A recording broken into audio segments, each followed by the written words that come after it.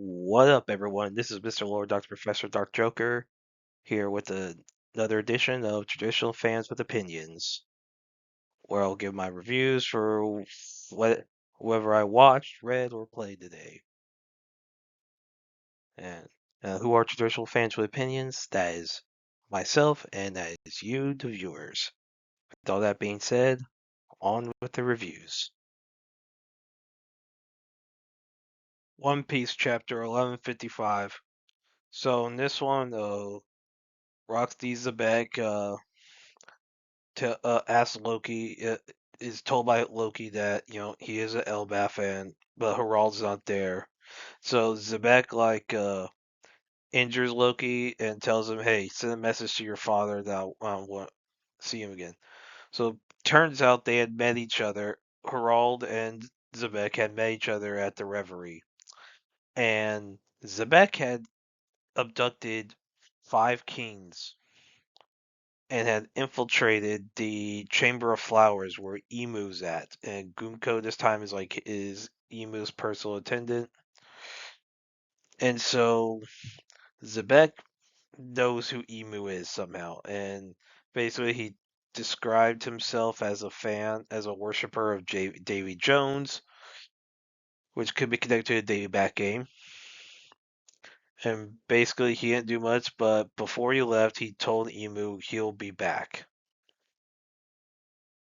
And Emu is seemingly calm about it. Because he was not calm when Sabo met him. So I don't know. I don't know. We don't know too much about who Davy Jones is. We know it's probably connected to a Dayback game. And so this seems to be the same incident that led to him killing an admiral. Then Harald is being blamed for the abduction, and he basically Harald had trespassed because he's the one that talked against a lot of people at the Reverie. And basically he's attacked, but then he comes across Zebek. Zebek wants to challenge him because he's a giant. Harald believes that Zebek's going to kidnap the Canes, which Zebek was. So they clash. Their hockeys clash, and they introduce each other, and then they escape.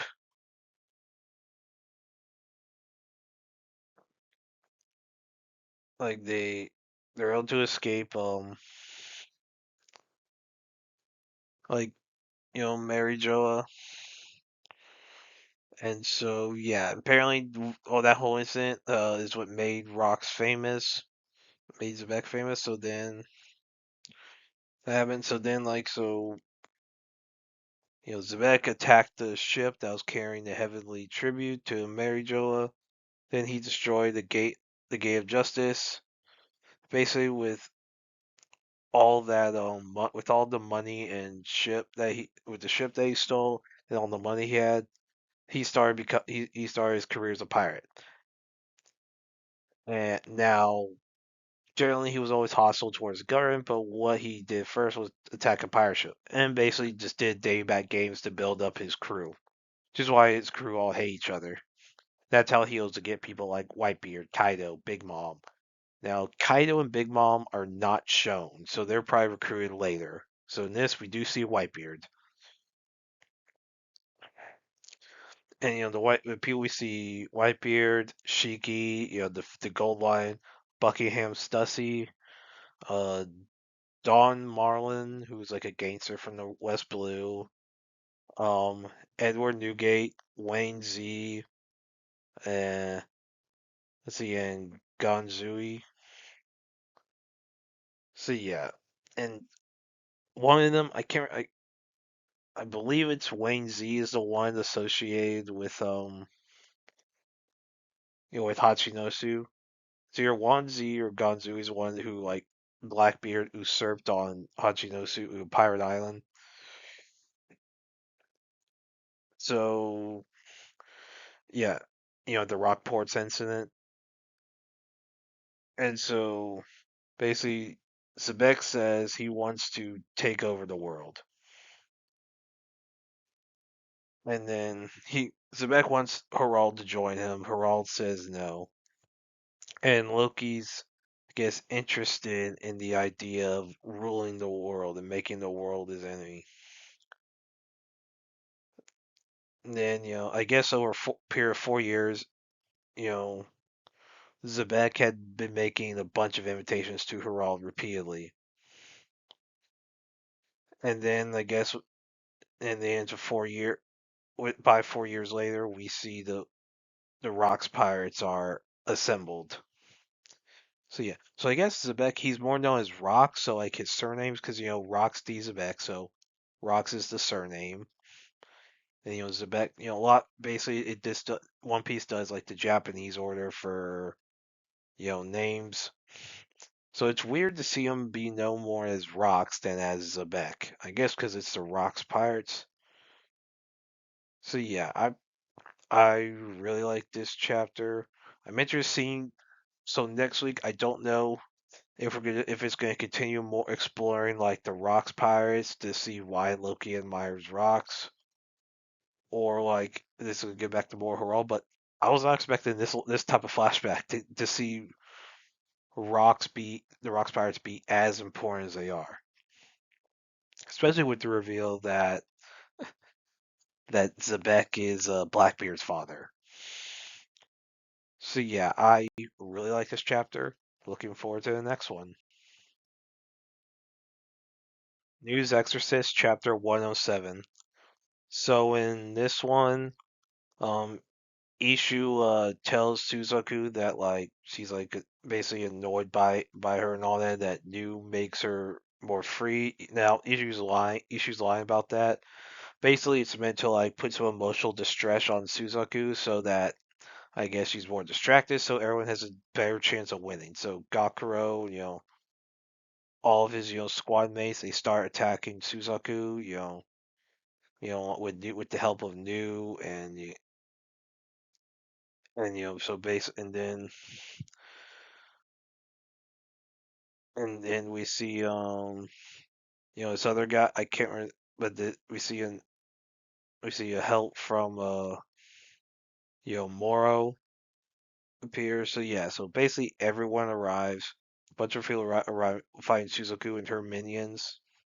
And so Suzaku wants all the women and Gaku's like to be eliminated so that Ishu's the only one left. Yeah.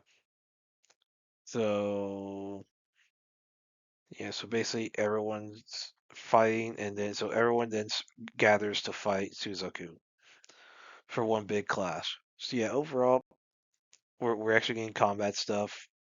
I'm glad. I didn't want to keep doing a bunch of romance nonsense. Hopefully they're closing that soon.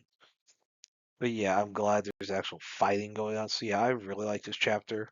Looking forward to the next one. Kagurabachi Chapter 87. So in this one, we see the Hishaku like just going through, the Kaminabi headquarters, and like they come across this older fella, and then one says like, "Hey," he says he has to go to the bathroom. He's like, "Hey, I gotta go. We're about to risk our lives. I want to go." So flip a coin. It's like flip a coin. Hey, you know, tails. You tell me to go where the bathroom is. Heads, you get to kill me. The guy's like, "Why?" He's like, "Well, we're gonna risk our lives, so I want to relieve myself first." That's the answer. So yeah. So basically, yeah, yeah. So like we just see like them, like the Hishiku just go through the Kaminari and just fight and just wrecking people. So yeah, we see, and then yeah, and then the Hishiku they go to the bathroom, then yeah, then the big fight's about to start, and then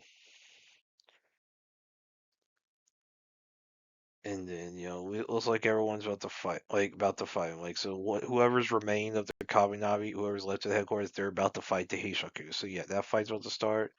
I'm assuming Sabara and Chihiro's group are probably gonna arrive soon. So yeah, overall, I really like this chapter. Looking forward to the next one. Ultimate Exorcist Kiyoshi, chapter 53. So in this one, Kiyoshi's fighting us through the Raw, so basically they're both doing big damage to each other. And then while there's like other demons like still doing some stuff, so everyone's trying while injured is trying to fight, but then Kiyoshi's like just injured, he can't really do much more anymore. And Suroth is bored, he's like, alright, I'm done with you. So while he's prepared to like about ready to just put him out of his misery, Akari appears, and Suroth is like, "Who are you?" Akari's like Kiyoshi's partner. So yeah, it looks like Akari's gonna like probably very briefly fight Suroth. It's probably not gonna be much of a fight given the power level difference. So yeah, it's probably gonna be like a really bad injury to get Kiyoshi just get pissed off. It's probably what's gonna happen. Overall, I like this chapter. Looking forward to the next one. Ichi the Witch, chapter 43. So in this one, Gokuraku like apologizes to the Witches Matnell Association, and then like basically says he wants to use his abilities to like, hey, once he does face time where it's in prison or whatever, where his punishment is, he wants to help Ichi like on his magic hunts. So then basically says if he starts attacking magic, it will be after he consults Ichi. And so, they basically the witches ask Ichi if he could keep Gokuraku under control. Ichi says yes, and then he says that Kumugi will keep him under control. And then Descar says Kumugi will also keep her under control, and Kumugi's like, wait, what? And then basically the Lovejoy from the Wand and Tools development is called in to give her opinion about it. So she examines like all the modifications Gokuraku did to himself. And then she says that he's a genius, so like his skills should be used to their advantage instead of putting him in prison. So Shirobadana, the analytic witch, decides to appoint Gokuraku as a special adjunct. Basically like official association of the Witch Association, and then like to help to go along with Ichi. And I guess it seems like this was just a formality that he was already going to get pardoned anyway.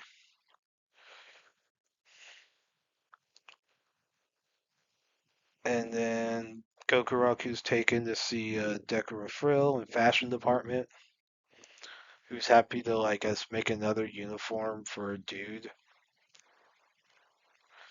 So soon after Ichi got his. So then you have everyone from Descaris, the team Descaris. You have Ichi, Kokuraku, Descaris, and Kumugi. So then basically it said that it's time for Ichi's official debut. So the witch who had made that bet with Ichi. So since Ichi had acquired another magic, basically that which she can see could defeat, and so Ichi will make its official worldwide debut, and they'll be holding a party for it. Then Kumigi starts seeing the guest list, and she sees one of the names is Spica Harvest, who is her sister. So that's concerning for her somehow, for whatever reason. I don't know why. That should be revealed probably next chapter. So yeah, I really like this chapter. It looks like they're setting up the next arc, and I'm looking forward to the next chapter. Nice Prison, chapter 13. So in this one, a dark maul prisoner, I guess calms down for a little bit, so he's like, I guess, half Dark Maul prisoner. And the Dark Maul chain lady's like, passed out. And then so Mitsuboshi and asks where the Super Death Row prisoner is. So half Dark Maul prisoner leads them to this, I guess, prison block that has a bunch of ghosts. So they see a bunch of ghosts, and so amongst the ghosts is Terra's father. It's revealed that Mitsuboshi's father, who's a super death row prisoner, killed Terra's father and was sentenced to death, but then was resurrected as the super death row prisoner.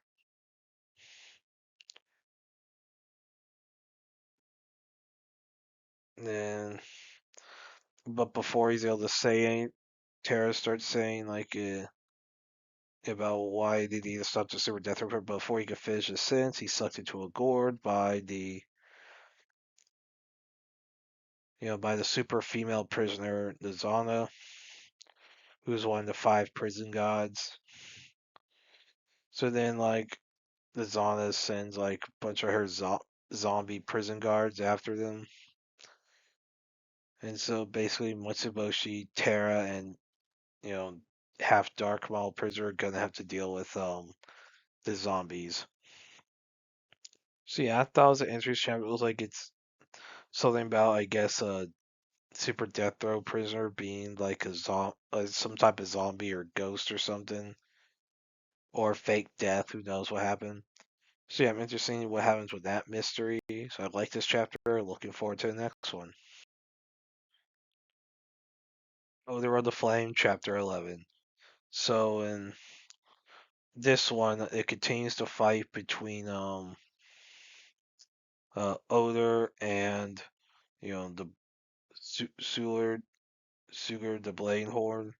So in this, so the Iron Spear awakens, introduces itself as Brock.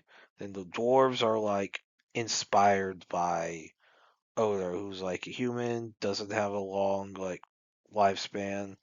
So he wants, so basically the like dwarves want to help. So Syndra wants to help, like still use the forge and all that.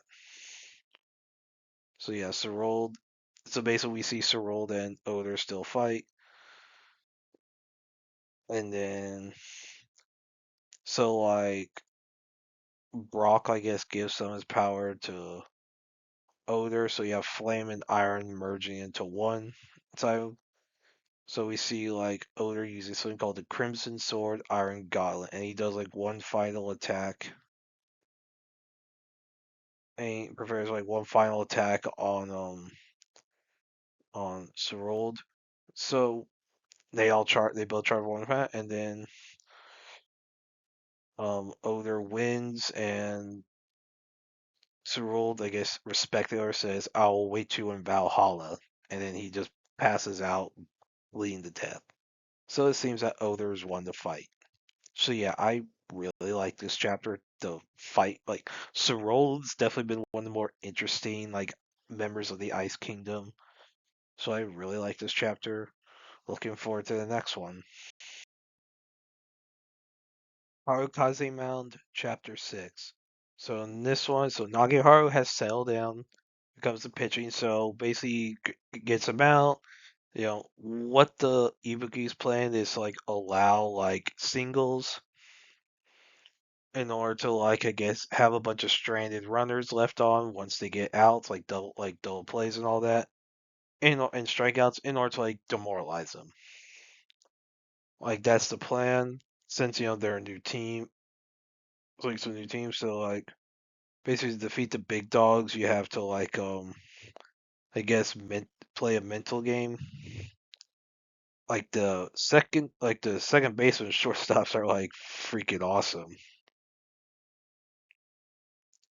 And so the other team figures it out, but it's like, well, we gotta do so. So by the time this chapter ends, which is down to like when the seventh inning's about to start, so basically, like Sation whoever is up 2-0. So it's just 2-0, which is for them that would be considered bad. And then basically everyone. So now, like people like are there's like a crowd starting to form. So yeah, now we're like about into like the seventh inning by the time this chat. So and they're like, let's accept. So the stations, Caesar and whatever, set is like let's set reality. That first year's holding us to 2 runs, and and we're getting ground balls because they're letting us getting singles because so yeah. So they're like, all right, let's put them out of their misery. And so apparently there's like the big pitch that you know Nagihara was able to do that they haven't done yet. Hasn't been done.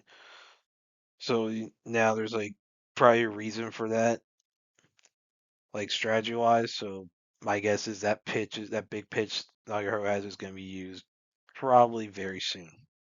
So overall, I really like this chapter. Looking forward to the next one. Ekiden Brothers, Chapter 4. So in this one, Nobunaga starts his practice, at Odani, and basically one of the big time runners who Nobu had watched growing up, is like helping lead the practice because the coach is busy. And then basically what after we do there's some introductions made. Basically they start out with the race as a way to like I guess gauge how what they'll do each person will do in practice. And so yeah, and then basically so I guess whoever race there's a chance that whoever wins that practice, which is I guess a yearly tradition, which is a time trial, whichever freshman wins generally appears in the Hakone. and and no, so one other guy's lead Brett says that technically that's not official thing. It just happens to happen just due to like is it like yeah we just care about merit. That just statistically that just happens a lot. It happens to happen a lot, but it's not a guarantee.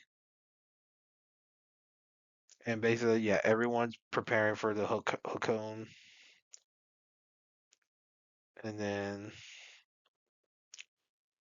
yeah, so yeah, basically like the Odani team wants to beat Sitoku, and so that's where the everyone's ready to like race. So we get the race. So Nobu's like stuck in the middle, so he can't get past anyone.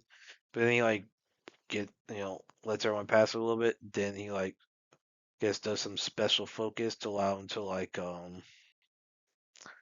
you know basically start being able to pull ahead. But it looks like he's catching up fast. So yeah, overall, like I enjoyed this chapter. It's fine. I liked it. Looking forward to the next one. Ping-Pong Peril Chapter 3. So in this one, we see the rest of Tyra's second ping pong game in the bar. So Tyra is somewhat like trying to think about what to do because the guy like turns out the guy he wasn't lying about the about needing money for his daughter. He just told it one to it's true and two because he wanted to like use it to make him wary and make him not as focused. So they win. So basically the whole like their match continues and we see how Tyron moves some chairs all the way so he can maneuver better. And then we see Tyro win 14-12 with an edge shot. And I guess you're due to it being those being considered luck shots. You know, I guess you're supposed to apologize. So Tyra apologizes, and the bartender's like, "Don't apologize as you won. Let's not. Well, let's not waste time with apology." So like it wins off a edge shot, which I guess you don't want to do.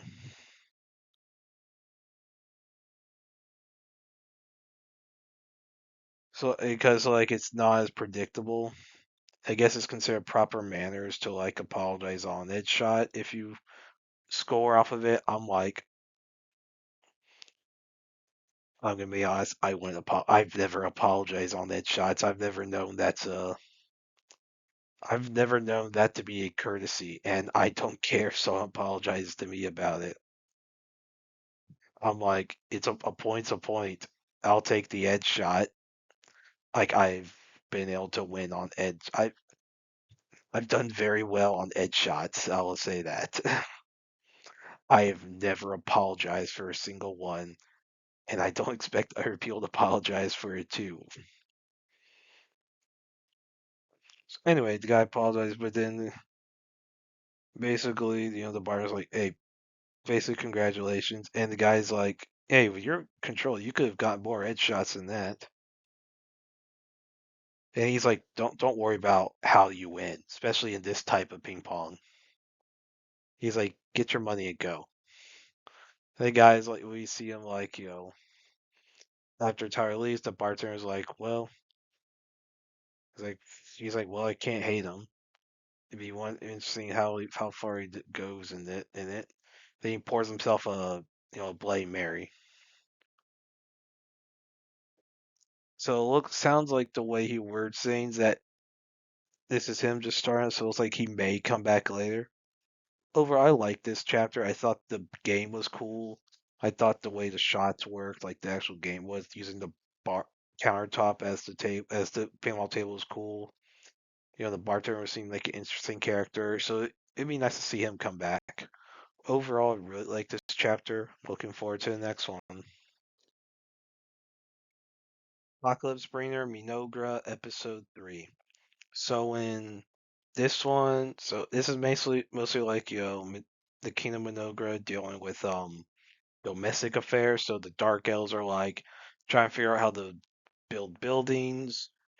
Make an outfit for Takudo, so like he's just not in his pajamas the entire time. And then basically they use these flesh trees to help build stuff.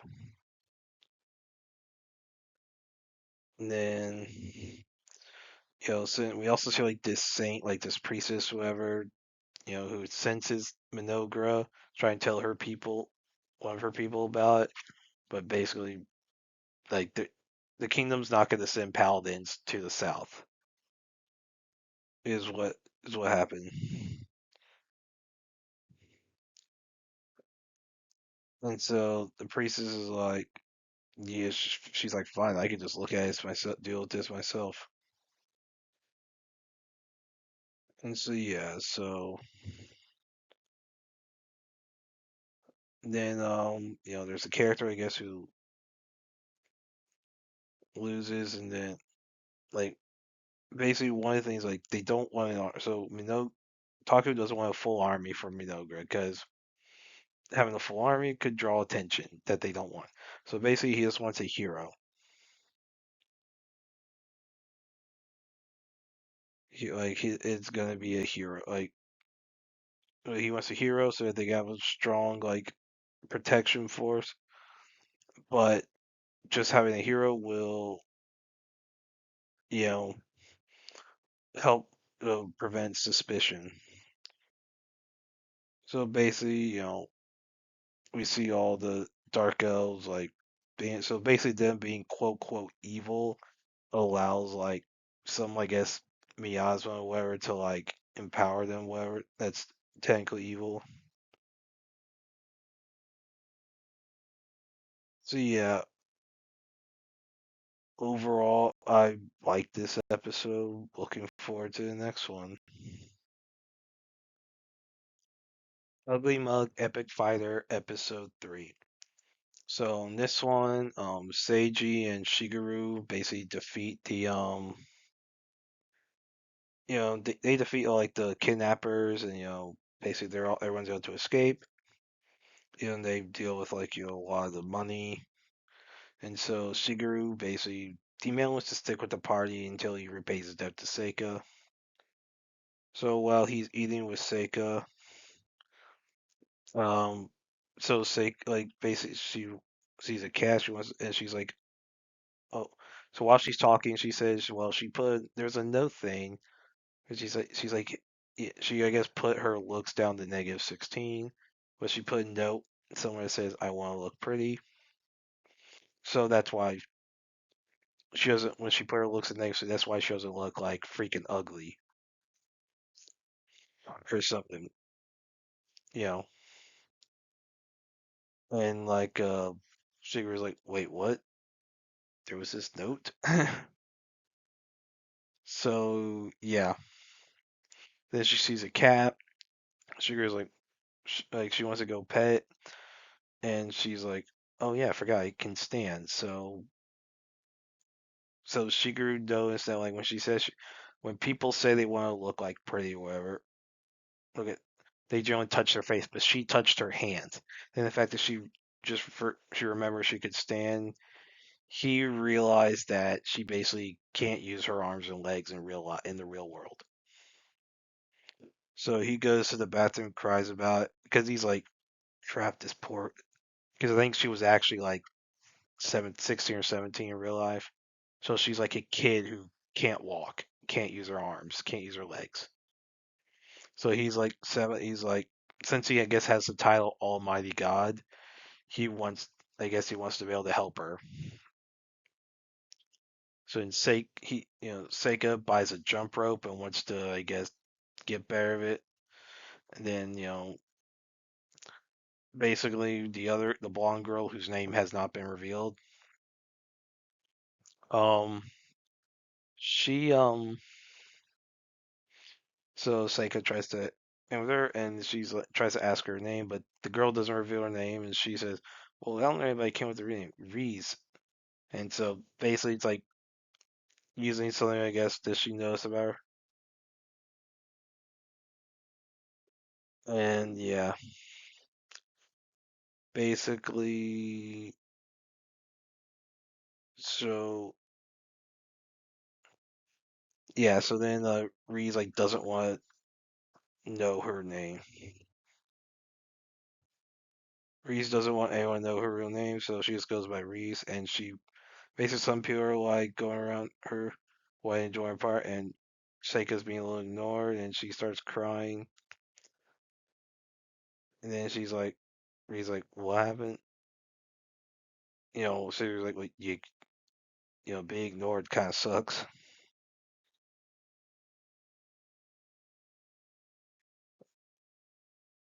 And then,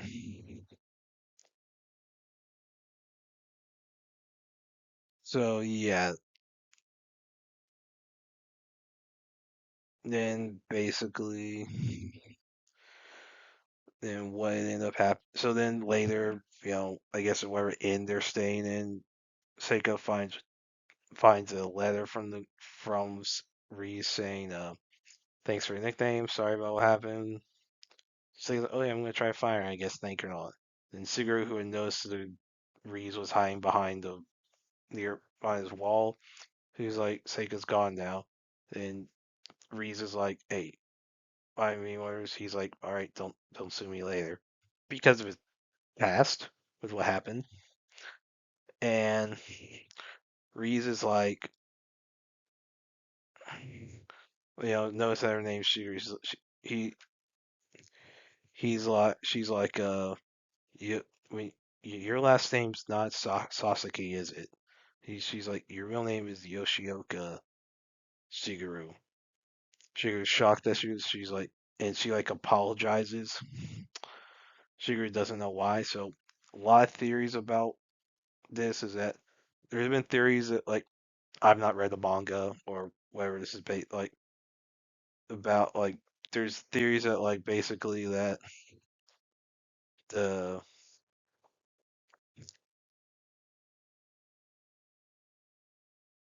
like that she's the one who falsely accused uh Shigeru and cost him his job. Who I guess would routinely do that to people. There's theories. I don't know if that's true. So, And there's theories that Seika was the so there's like a wheelchair girl like in episode one in the real world. There's theories that Seiko is that girl. And we know Seiji's hadn't met Shigeru in real life. So there's theories that Reese is the one who falsely accused Shigeru. And that could be what happened. That could be the case. So that's gonna be complicated. So yeah, overall, I really like this episode. It's definite improvement over the pilot was not good. The first episode was not good, but these last two, this episode and the episode before, have been good. So there was vast improvement from episode one to episode two and to episode three. So yeah, I really like this episode. Looking forward to the next one. Hotel Inhumans, episode three. So in this episode, the two concierges come across Kase, and basically they would try to first want to save him, but Kase's like, no, don't. He's like Asami and him were caught on a camera together. Protect her from Shinamo's group. So Shinamo was the person who he was impersonating. So Kase died. Like he dies. So basically it's the dying service. So basically like there's the funeral held. Basically what's told is that I guess he died of heart like some natural causes.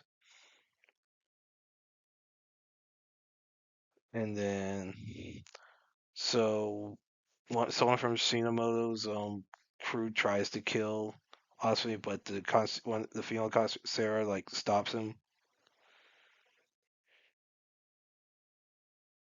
Then basically we see like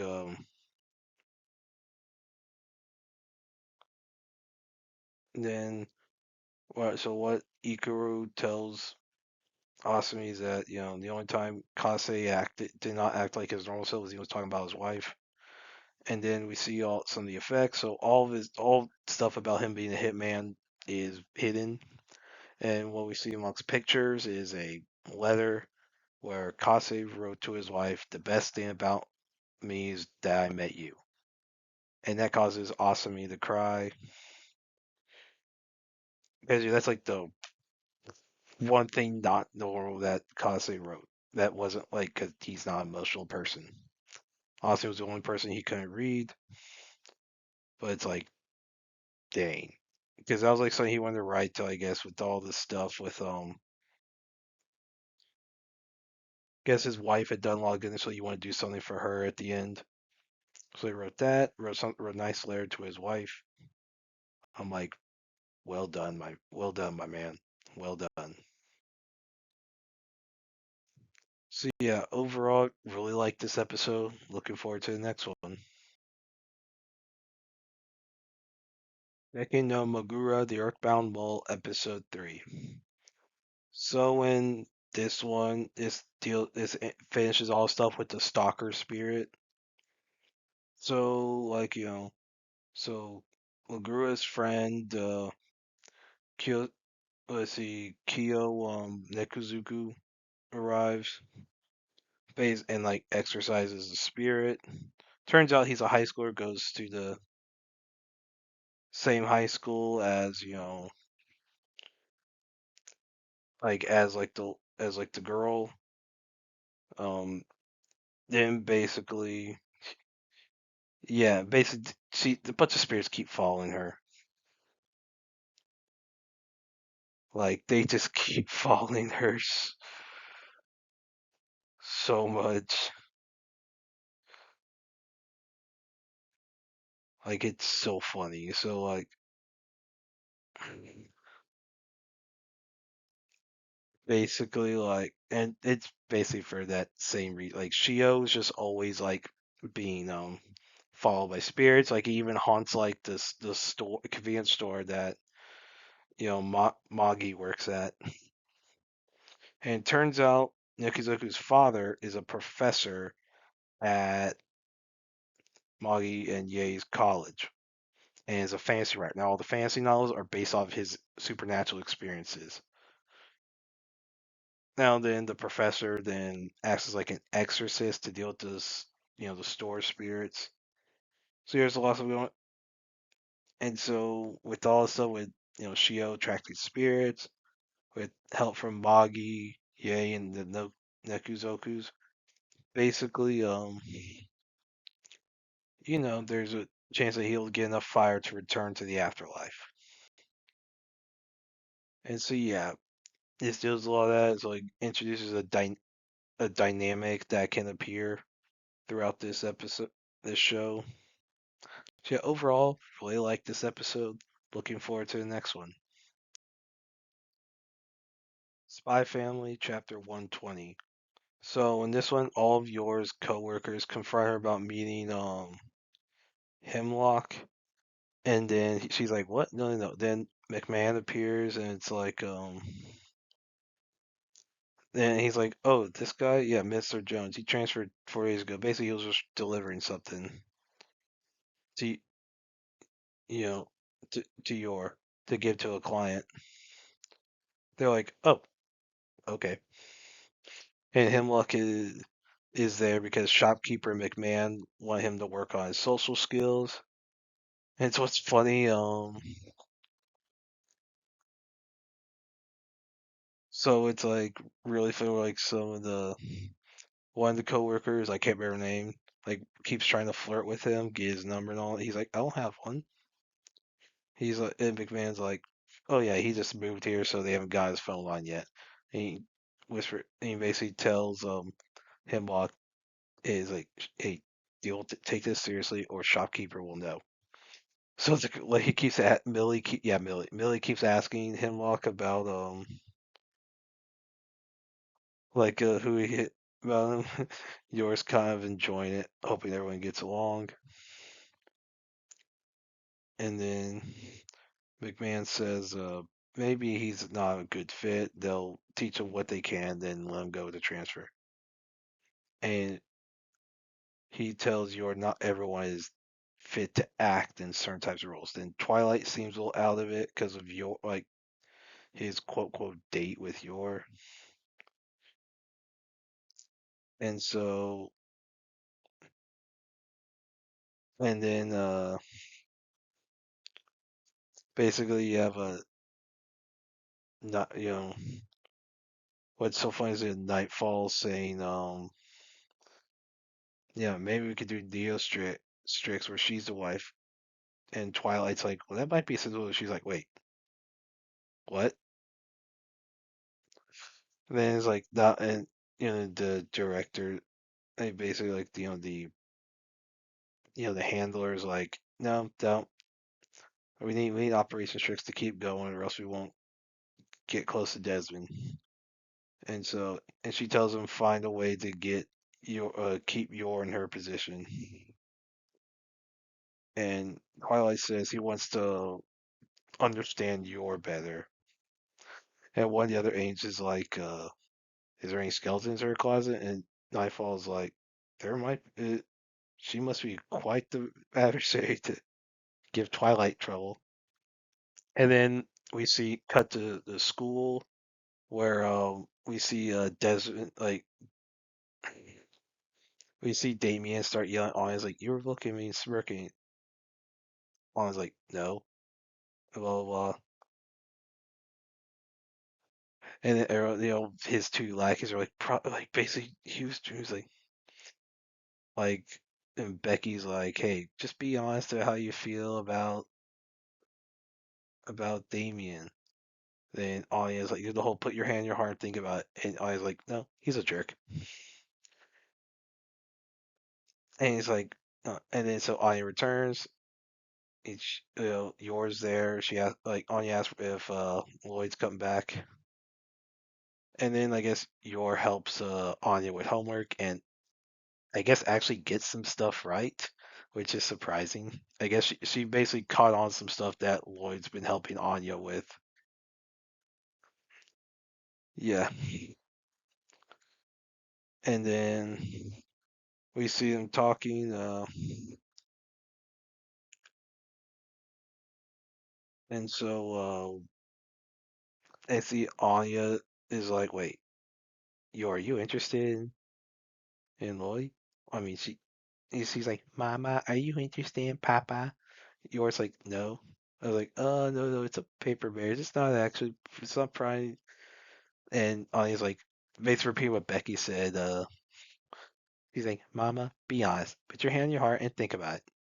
And he's like, you be a good girl too. And then Anya, Yor thinks about it. She's like, she actually is in love with Lloyd. And Anya's like, do you like him more, love him more than omelet rice? Yor's like, no, different. It's not like that. It's a different kind of love. It's like, and then I guess Anya doesn't quite understand, which is kind of adorable. That's, I guess Anya doesn't understand. So, as she says, but unlike Anya, she's like, I'm not a good girl. So she asks Anya to keep it secret. And so, what your, so Anya's like, okay. So yours like, your thinks she's being selfish, maybe she's not fit for this, but she wants to protect that place. So she decides, seems like she wants to keep living with, you know, with Lloyd and Anya. And probably is she wants to get closer to Lloyd. And Lloyd's probably going to start trying to investigate more about her past, and we'll probably learn about the garden very soon. Yeah. Yeah, so Fiona saying like I yeah, I thought it was a good chapter. That was so it's just kind of, I don't know if this is ending the arc or this is like just doing because it looks like we're getting close to the end game. It was like there's just a lot. Seems like we're in a lot of setup right now. Is what there's a lot of setup, and it looks like they're setting up the end game with I guess trying to develop the Lloyd Yor stuff and some of the Desmonds with like Donovan possibly being able to read minds and all that. Yeah, we're still waiting on that, but that might be more of an in-game thing. So overall, I really like this chapter. Looking forward to the next one. And that's it. Did y'all like the stuff I reviewed? And if you have your own opinions about all that, you can put all that in the comments. Thank you for watching, and like, subscribe, and all that. And look forward to the next video.